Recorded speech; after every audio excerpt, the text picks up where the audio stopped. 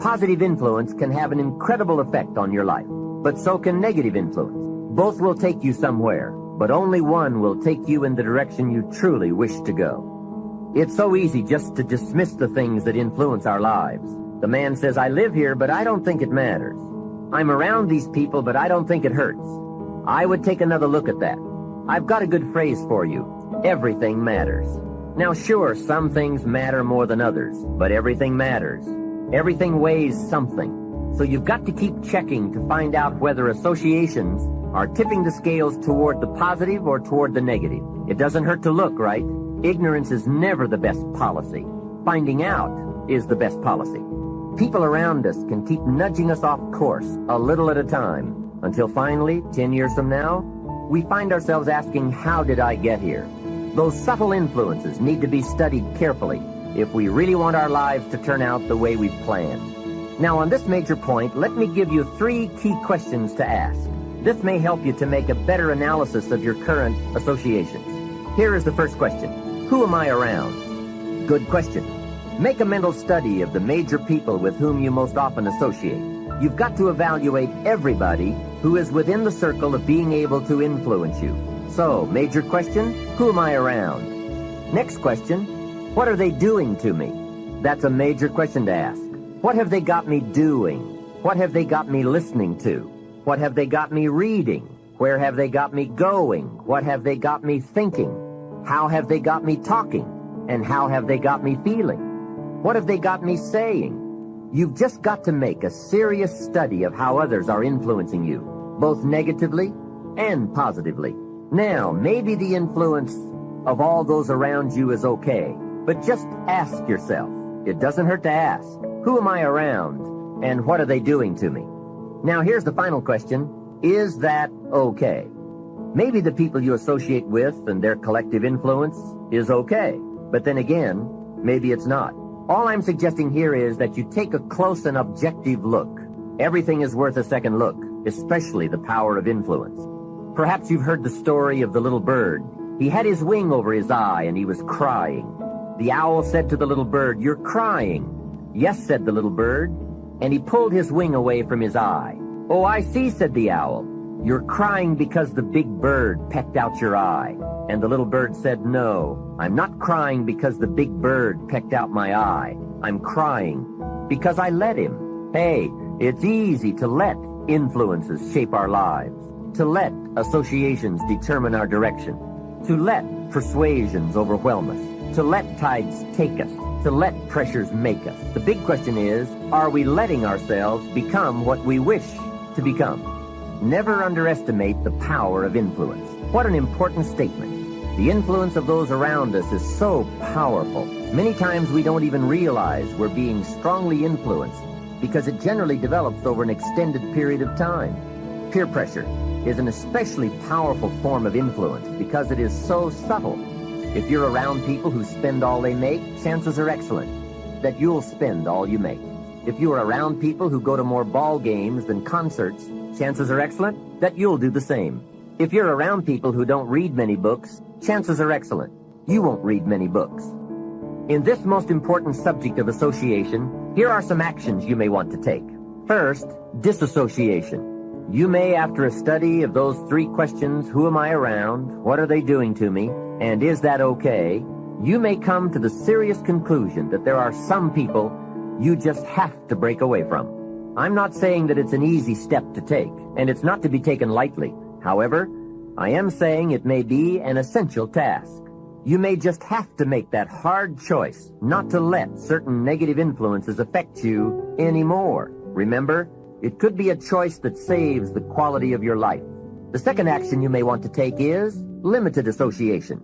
It could well be that you are spending too much time in a certain area of your life with a certain group of people. It's easy to put time and effort in the wrong place. The guy spends 3 hours at the ball game and 30 minutes listening to the sermon. See, that's called out of balance. 30 minutes for spirituality, 3 hours for entertainment. That doesn't weigh well 5 years from now, 10 years from now, when you take a look at the sum total of your values in your life. Here's one of the easy ways to end up with a mediocre average life, spending major time on minor things. Sophisticated people learn to weigh everything before they spend time or money. You've got to weigh before you pay. Whether you're going to spend heavy time or light time, you've just got to weigh. Otherwise, if you're not careful, you can get trapped into spending heavyweight time with lightweight people. Now, it's okay to have casual friends as long as you give them casual time, not serious time. Spend major time with major influence and minor time with minor influence. It's so easy to do.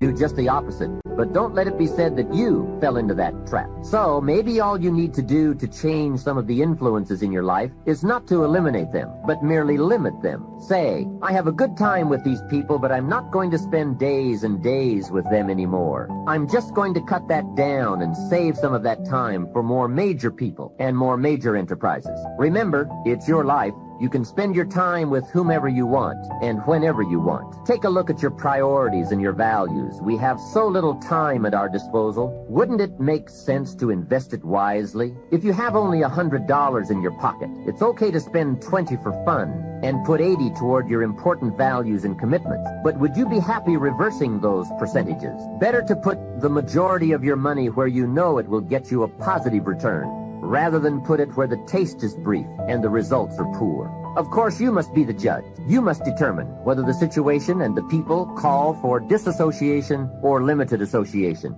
But remember, if it isn't taking you where you want to be 5 years from now, 10 years from now is the time to fix it.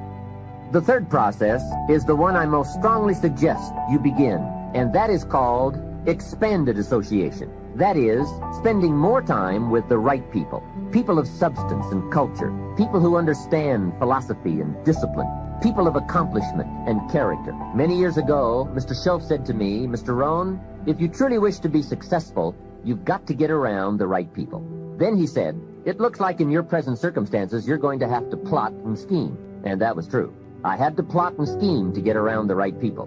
On some of those early opportunities I had to be around successful people, I would park my car a couple of blocks away. I knew that if they saw my car, I'd never get in. On more than one occasion, I got the question, how did you get here? To which I would respond, oh, someone dropped me off. And that was me dropping me off a couple of blocks away. Whatever you have to do, do it. Keep asking the question, who can I get around? Who could I spend some time with who would have a positive influence on my life?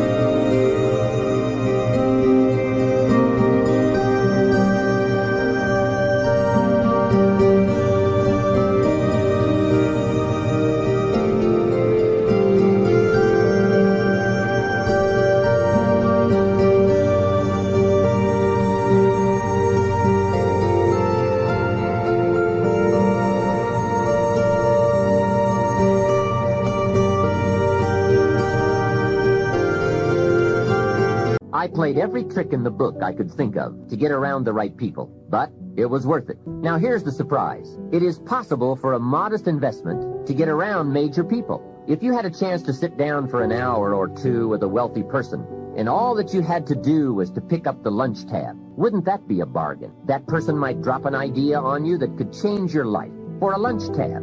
And that's where we need to go to get our success plan from successful people. Don't pick up your plan, especially your financial plan, from unsuccessful people. Here is something else exciting. It's possible for people of modest means to start a wealth plan. You don't have to be wealthy to have a wealth plan.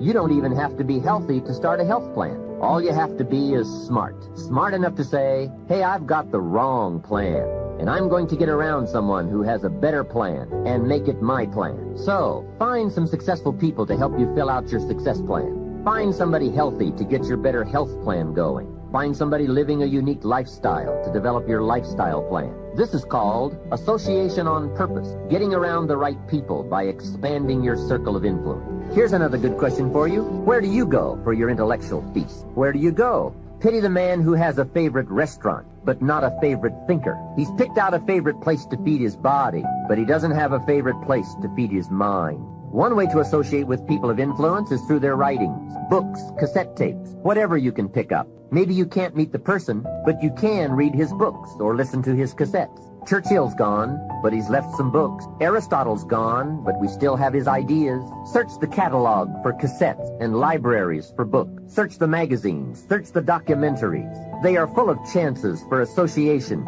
and intellectual feasting. But in addition to reading and listening, we also need a chance to do some talking and sharing. I have some people in my life with whom I spend time on a regular basis, who help me with important life questions, who help me refine my own philosophy, weigh values, and ponder questions about success and lifestyle. We all need associations with people of substance to provide influence concerning major issues: society, money, enterprise, family, government, love, friendship, culture, taste, opportunity, community. Behavior is mostly influenced by ideas, and ideas are mostly influenced by education, and education is mostly influenced by the people with whom we associate. So don't join an easy crowd. Make sure you get around people who can ask the right questions about the latest ideas you've discovered, about your philosophy, your enterprise, your goals, your lifestyle.